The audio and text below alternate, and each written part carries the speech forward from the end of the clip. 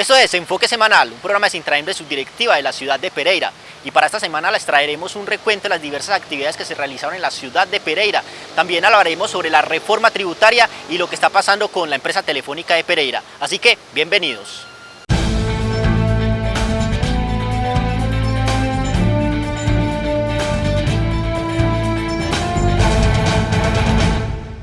Bueno, en el minuto sindical de esta semana, Jorge Iván Correa, presidente de Sintraem de subdirectiva Pereira, nos habla sobre las problemáticas que tiene la empresa telefónica de Pereira, entre ellos los trabajadores, a los cuales se les está lesionando un punto vital en el pliego de peticiones de la Convención Colectiva de Trabajo, pues a estos se les está pidiendo retiros voluntarios.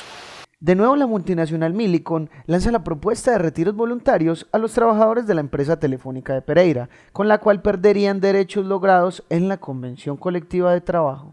Millicom es una compañía que llegó con un capital de 20.000 euros, que fue entregada en el año 2014 y que han salido cerca de 1.000 trabajadores a nivel nacional de lo que era la empresa UNE. Porque ningún trabajador de la marca Tigo o Colombia Móvil han tocado. El llamado es a todos los trabajadores, a todas las trabajadoras desde la ciudad de Pereira, a que tomen conciencia de que la lucha es ahora, a que tomen conciencia porque hay unos compañeros que están enfermos y que se están yendo con retiro voluntario por un pánico generado por toda la administración que hoy tiene en manos el manejo de la empresa de telecomunicaciones de EPM. Vender el puesto de trabajo o contrato a término indefinido es el objetivo de la multinacional, logrando generar más tercerización laboral en la empresa de telecomunicaciones de la ciudad de Pereira. También hay que recalcar que estos administradores no son colombianos, que estos administradores son extranjeros y que así como hizo Esteban Iriarte en 3 meses que tuvo la presidencia, no hizo sino hacer daños, hoy en día está premiado en la ciudad de Miami. El presidente Cataldo ya hizo un negocio con Huawei donde trasladaron a 600 trabajadores de la empresa de UNE. Solamente han tocado a todos los que han trabajado en UNE Telecomunicaciones, la mayoría de ellos antioqueños, y que muy probablemente en un mes será trasladado para una de las grandes ciudades que hoy tiene Millicom y traerán otro presidente que hace otro daño más grande. El llamado es a la comunidad, a la ciudadanía de Medellín.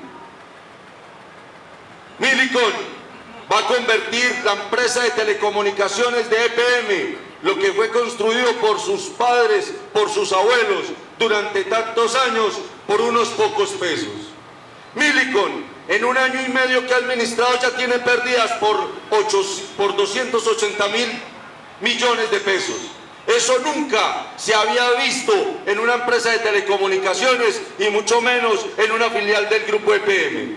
Y la ciudadanía pasa y come como si no pasara nada. Y los trabajadores pasan y comen como si no pasara nada. El llamado que hace Sintraem de subdirectiva Pereira es para que los trabajadores de Telefónica no accedan a las intenciones de Millicom, pues de esta forma su futuro laboral y económico sería incierto. Bueno, este fin de semana se dio en todo el país 2 temblores, los cuales nos dejan la inquietud, saber si los risaraldenses están preparados para un evidente terremoto o otros sismos de gran magnitud. Por eso acudimos a la Cruz Roja y preguntamos al director si los pereiranos se encuentran en capacidades de afrontar un sismo. Colombia se encuentra ubicado en una de las zonas sísmicas más activas de la Tierra, conocido como el Anillo Circumpacífico, el cual corresponde al borde del Océano Pacífico, que es precisamente donde ha ocurrido los últimos grandes sismos en países como Chile, Japón y Ecuador. La gestión del riesgo es algo que se realiza todos los días. Todos los días hemos tratado siempre que las comunidades tengan ese conocimiento en qué hacer en caso de cualquier eventualidad, básicamente pues en este tema del manejo de los sismos. Es un tema que lo manejamos diariamente con los consejos municipales del riesgo, con los otros organismos de socorro y hoy en día con la ley 1523 donde incluyó en su artículo 2 a la comunidad, donde ya dice que la responsabilidad ya directamente es de parte de todos. Bueno, se sintieron en la mayoría de los municipios del departamento, pero afortunadamente no hubo nada que lamentar. sí hay mucha alarma por la población, pero pues igual usted sabe que esto es una zona que es altamente sísmica y que tenemos que convivir con eso. Desde entidades como la Cruz Roja se vienen realizando actividades como los simulacros para saber actuar en cualquier posible terremoto, como los ocurridos el pasado 30 de octubre, con el fin de preparar a los risaraldenses ante una emergencia de esta magnitud. Sí, claro, eso tiene una convocatoria. Afortunadamente la gente de Risaralda siempre participa mucho, no solamente cuando lo hacemos nosotros, sino también cuando lo hacen otras instituciones. La semana pasada estuvimos participando en la Semana de Gestión del Riesgo, en el simulacro que se hizo en Pereira, sobre sismo. Igual también se trabajó sobre una simulación de estructura colapsada en la calle 50. Hicimos algunas acciones donde la gente realmente participa y se ve el entusiasmo de la gente por preguntar qué estamos haciendo, cómo hay que hacerlo. Usted sabe que las alarmas disparan mucho el tema de la preocupación de la comunidad. Hoy hemos recibido muchos llamados de la comunidad solicitando que volvamos otra vez y les demos de nuevo un recorderis, una capacitación sobre el tema de gestión del riesgo, básicamente sobre lo que nos atañe más en esta zona, que es el sismo. Bueno, recordemos siempre tener a la mano el kit de emergencia, que es muy importante. El kit de emergencia que debemos de mantenerlo siempre a mano nosotros, donde tengamos ahí nuestros documentos primeros personales, un kit de alimentos que compone de enlatados que no sean perecederos, agua, un kit de vestimenta para cada una de las personas, un pito, un radio, transistor con pilas, pero que sean los multibandas, esos radios que son los que cogen cualquier tipo de emisora, el pito, la linterna, todas estas cosas que hacen parte del kit de emergencia. No solo se realizan actividades ante un posible temblor, sino también otras emergencias, como inundaciones y derrumbes causados por las fuertes lluvias que en estos últimos días afronta el país. Ya saben que primero tenemos que estar ubicados en un sitio seguro antes de evacuar, ¿sí? Primero estar en un sitio seguro, ya luego cuando den la orden de evacuación, pues salir hacia la evacuación. No como lo hacíamos siempre antes, que salíamos todos corriendo, no. Recuerden que hoy en día la mayoría de las estructuras ya tienen normatividad de sismoresistencia, eso esperamos que esté cumpliendo. Y recomendarle a la comunidad que primero tenemos que buscar refugiarnos en un sitio seguro y luego hacer la evacuación cuando ya las autoridades o la gente que esté encargada del tema de la brigada, del plan de emergencia de donde estamos viviendo, y si es un plan familiar, pues la persona que esté manejando el plan familiar, que tenga a cargo en su casa el plan familiar, saber cuándo debemos de evacuar y cuándo tenemos que hacerle al sitio seguro.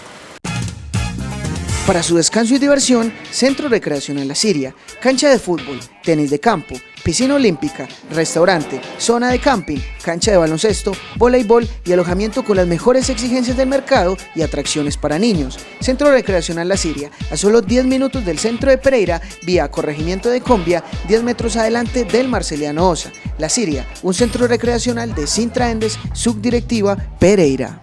Con una inversión histórica de 106.000 millones de pesos, el gobernador Sigifredo Salazar, junto al Ministerio de Educación, garantizará unas instalaciones acordes para el aprendizaje a más de 17.000 estudiantes, con la construcción de 440 nuevas aulas de clase para la implementación de la jornada única escolar en Risaralda. Quiero agradecerle al señor gobernador por la gestión tan grande que ha hecho de querernos brindar y regalar un colegio nuevo para recibir una educación de calidad. Nosotros los niños le agradecemos al gobernador por las escuelas.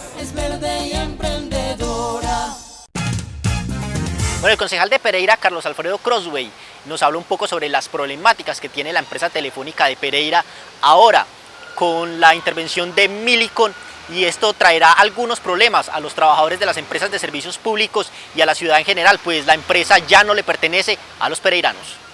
Esta semana salió un artículo en el periódico El Diario del Otún llamado Telefónica de Pereira, el fin de una era, en el que se narran las problemáticas que ha afrontado Telefónica de Pereira, empresa que se consideraba la joya de la corona, pero con la venta de sus acciones a UNE, dicha empresa ya no le pertenece a los pereiranos. Hay que poner de antecedente una cosa: en Bogotá hoy hay un debate sobre la venta del 20% de las acciones de la empresa de energía de Bogotá, con el fin de llevarlas todas para financiar unos grandes programas viales, o sea, para hacer una inversión que al final no tiene el mismo reintegro desde el punto de vista del dinero, del reintegro, de la rentabilidad económica, que la gran empresa de energía de Bogotá, y en generación de empleo y en generación de control sobre un sitio estratégico en materia como es la energía. En el caso de Pereira ya perdimos fue el 100% de las acciones.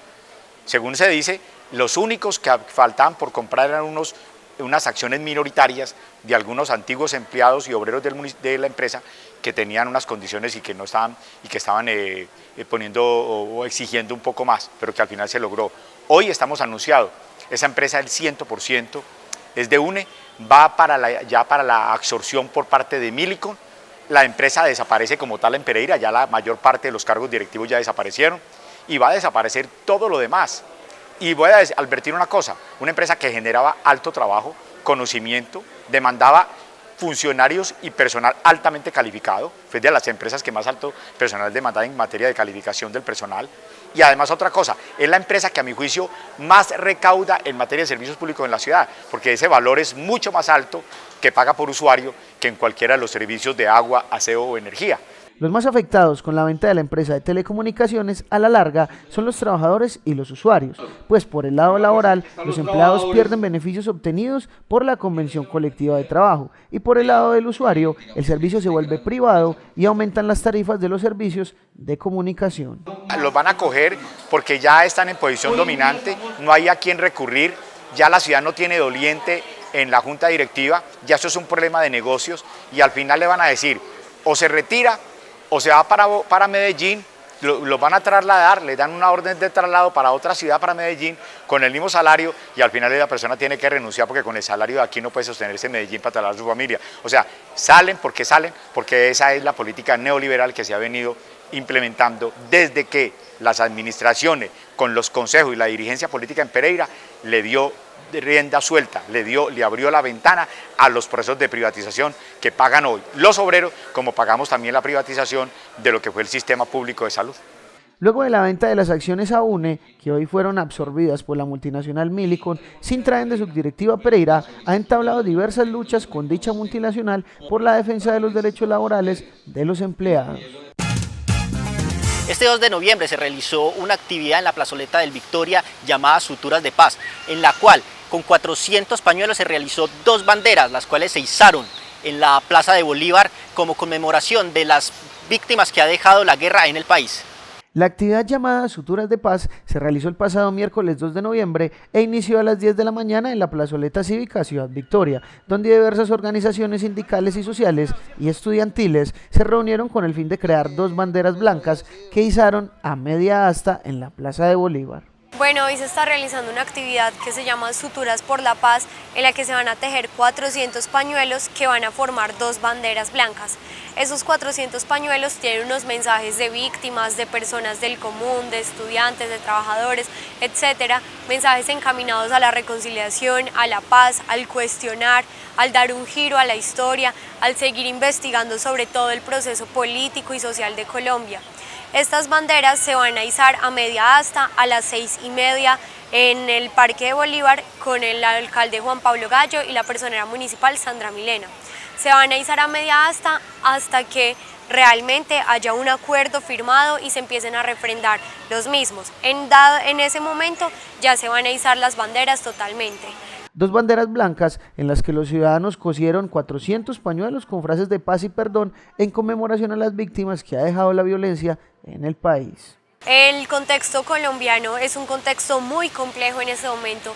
Pudimos ver cómo el plebiscito nos dio un panorama de desinformación muy grande a nivel de Colombia, de cómo la población está muy mal informada, mal enterada de lo que realmente sucede y lo que sucedió.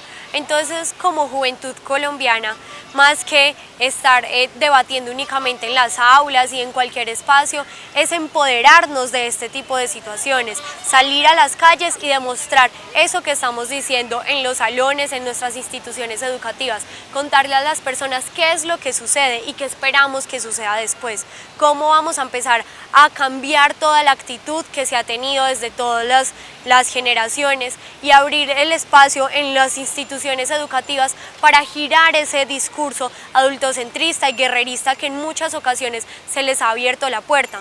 Entonces, por medio de estos espacios, demostrar que como juventud colombiana nos queremos empoderar de la historia, queremos darle un vuelco y queremos construir una historia totalmente distinta, con paz y justicia social.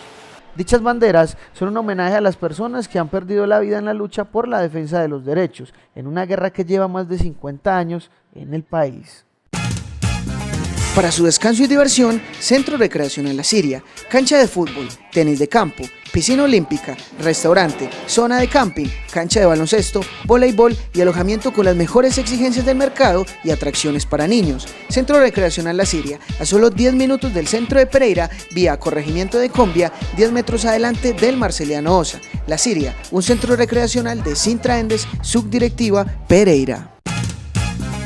Bueno, Daniel Silva, estudiante de Derecho de la ciudad de Pereira, realizó una petición de pérdida de investidura al nuevo electo defensor del pueblo, pues su elección fue de manera irregular y esta fue dada por el gobierno y no como debería haber sido. El abogado Daniel Silva presentó una demanda con el fin de que se suspenda de sus funciones a Carlos Alfonso Negret como defensor nacional del pueblo y posteriormente se declare nula su elección, pues fue de manera irregular como se dio el cargo de la Defensoría del Pueblo. En los últimos días se instauró una demanda contra la elección del defensor del pueblo, el doctor Carlos Alfonso Negret, buscando que se declare la nulidad de su elección, teniendo en cuenta que el año pasado el Congreso de la República reglamentó todo lo referente a las elecciones, indicando que toda elección debe estar precedida de una convocatoria donde se cumplan unos principios de mérito, de participación ciudadana.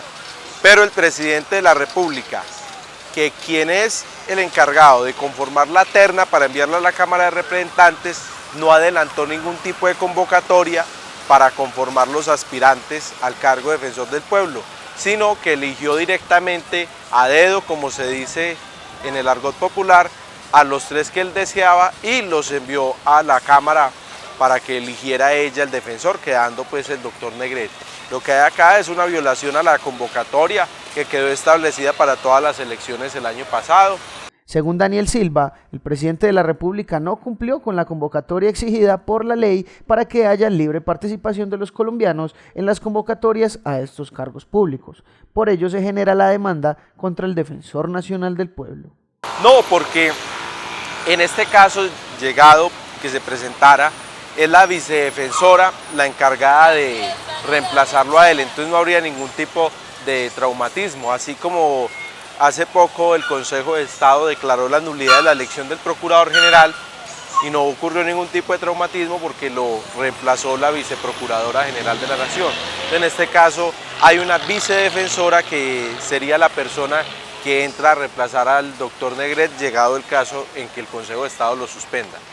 Lo que se discute en la demanda no son las calidades del doctor Negret, sino el defecto que existió en la elección por parte de la Presidencia de la República, que debió adelantar una convocatoria donde se inscriben los ciudadanos que cumplieran los requisitos y de esa lista el presidente conformar una terna que fuera a la Cámara de Representantes. Bueno, polémica se ha generado en la ciudad de Pereira, pues la administración municipal quiere cambiar el Instituto de Cultura a Secretaría, lo cual haría que ésta perdiera dirección en los proyectos culturales de la ciudad.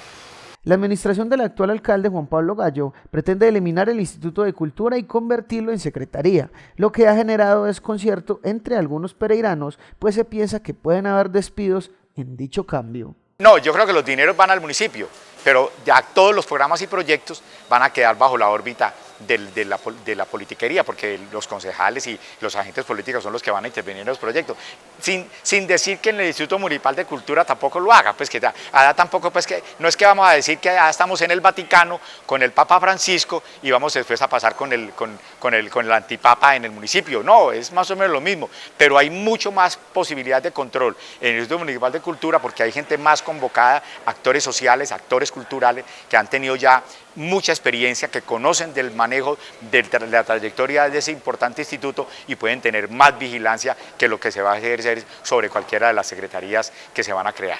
Según el secretario de Hacienda, se busca fortalecer la cultura en la ciudad de Pereira, pero concejales como Carlos Alfredo Crosswhite no piensan lo mismo, pues de esta manera el instituto perdería jerarquía en la toma de decisiones a favor de actividades que fomenten lo cultural. Estoy reclamando un hecho ahí. Hoy estamos hablando sobre la situación de los derechos sexuales, de la violencia intrafamiliar, de los sectores minoritarios. Y resulta que aquí lo que hay una expresión de la sociedad actual de violencia. Lo pongo yo el ejemplo de lo que se vivió esta semana en Bogotá en Techo, con una cantidad de niños, centenares de niños, yo hablo de niños menores de edad, que se van para Bogotá a un estadio. Yo me pregunto, esos niños, ¿por qué no están estudiando? porque están en la deserción escolar. ¿Qué es lo que pasa? Como un joven está en Medellín, en Bogotá un martes, cuando estamos en plena en plena jornada educativa, o lo que se está expresando en las calles con la violencia del día del Halloween, y lo que estamos expresando en violencia. Aquí hay una crisis de la sociedad actual que se expresa en la niñez, que se expresa en las familias, en la violencia intrafamiliar, ante la falta de recursos para poder sostener, la mala educación, los malos servicios deportivos, las malas políticas culturales. Entonces yo reclamé ahí que en la posible liquidación o en la ya liquidación del Instituto Nacional de Cultura van a echar por la borda porque lo van a politiquear todos los programas que ellos tienen en materia de apoyo cultural, en lectura, en danzas, en música, que es lo que requerimos, que toda la gente que se masifique en todos los sectores para que los niños estén en el tiempo libre buscando cómo crecer anímicamente, cómo crecer en conocimiento, cómo sensibilizarse y cómo apreciar de verdad la vida y cómo lograr los caminos para ser felices en la vida, que se logra a través de esas expresiones, que es la cultura, el conocimiento, el arte y el deporte. Entre otras reformas que realizaría la alcaldía de Pereira, cambiarán también el Instituto de Tránsito a Secretaría, lo que ha generado malestar entre los trabajadores de los dos institutos, pues cabe la posibilidad de que hayan despidos. La reforma tributaria que se empezará a cobrar en el año 2017 ha generado descontento entre los colombianos, pues los más afectados serían las clases bajas del país y los que saldrían ganando son las multinacionales. La nueva reforma tributaria que propone el Gobierno Nacional para los colombianos, que empezará a regir en el año 2017, lesionará el presupuesto económico de cada familia en el país, pues con el incremento en el IVA del 19% y con la creación de nuevos impuestos y otras alzas en la canasta familiar, la vida del colombiano se hará más complicada. La reforma tributaria que plantea el gobierno para este 2016, que iniciaría a partir del 2017, pues básicamente golpea a las clases de ingresos medios y más bajos, por varias razones. Lo primero que propone y que es lesivo para todas estas personas, todos estos sectores de la población, es el aumento del IVA, que pasa del 16 al 19%. Es decir, terminan gravando grandes franjas de la canasta familiar, que son las que más pesan en el gasto, en el consumo de esas capas. Esas capas que tienen menores ingresos, pues por supuesto destinan mayor proporción de esos ingresos a la canasta familiar, a la alimentación y demás. Y ese no es un impuesto que sea, digamos, equitativo ni progresivo. Quienes ganan más poco tendrán que invertir mucho más y pagar mayor IVA por los productos que usualmente de forma cotidiana consumen, mientras que quienes tienen más ingresos pues tienen que gastar una proporción muchísimo menor. Eso no es nada equitativo. Lo que se contempla en la reforma es que el IVA, al pasar el IVA para el próximo año, digamos, aumente el recaudo alrededor de 9.1 billones de pesos, pero el ingreso de renta que pagan los ricos del país, las transnacionales y los grandes conglomerados, disminuiría el recaudo por cuenta de esta reforma alrededor de 1.9 billones de pesos. Para el 2018, el IVA aumentaría el recaudo más o menos a 10.8 billones, pero nuevamente el ingreso de renta, el impuesto de renta disminuye 1.2 billones en ese año. Entonces vemos como claramente sobre los sectores medios y bajos recae todo el recaudo fiscal del gobierno, mientras que para los sectores más pudientes disminuye. Entre los nuevos impuestos que traerá la reforma se habla del monotributo, el cual atenta a las ganancias de los tenderos de barrio y a las peluqueras, pues cada mes saldrían de sus ganancias cerca de 80.000 pesos mensuales destinados a pagar dicho tributo.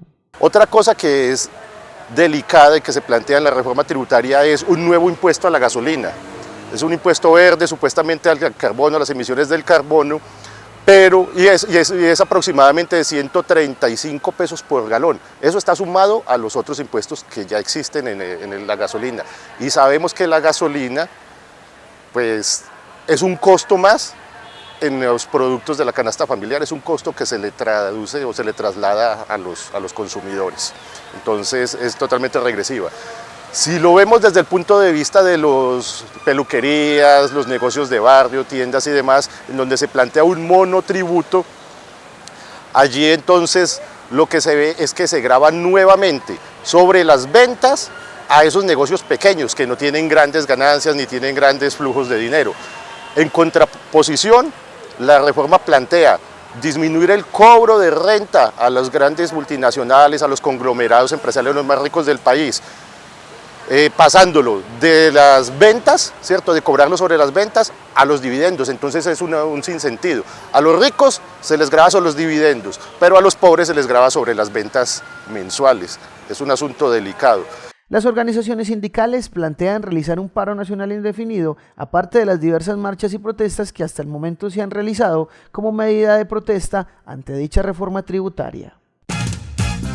Para su descanso y diversión, Centro Recreacional La Siria, cancha de fútbol, tenis de campo, piscina olímpica, restaurante, zona de camping, cancha de baloncesto, voleibol y alojamiento con las mejores exigencias del mercado y atracciones para niños. Centro Recreacional La Siria, a solo 10 minutos del centro de Pereira, vía Corregimiento de Combia, 10 metros adelante del Marceliano Osa. La Siria, un centro recreacional de Sintra Endes, subdirectiva Pereira. Para hacer más eficiente la prestación de los servicios de salud en Risaralda, la Gobernación invertirá 12.000 millones de pesos para la implementación de la telemedicina, con la cual los risaraldenses como Alejandro Ugarte podrán acceder a un médico especialista desde cualquier rincón del departamento. Creo que eso es una estrategia que permite que de la parte rural se pueda conectar con cualquier sitio del país, con especialistas competentes y lograr, digamos, que reducir costos. Es verde y emprendedora. Bueno, llegamos al final de estos 30 minutos de Enfoque Semanal. Recuerden que este programa lo pueden ver a través del canal de YouTube Enfoque Semanal de Sintra Endes Subdirectiva Pereira. Los esperamos dentro de 8 días con más información aquí en Enfoque Semanal.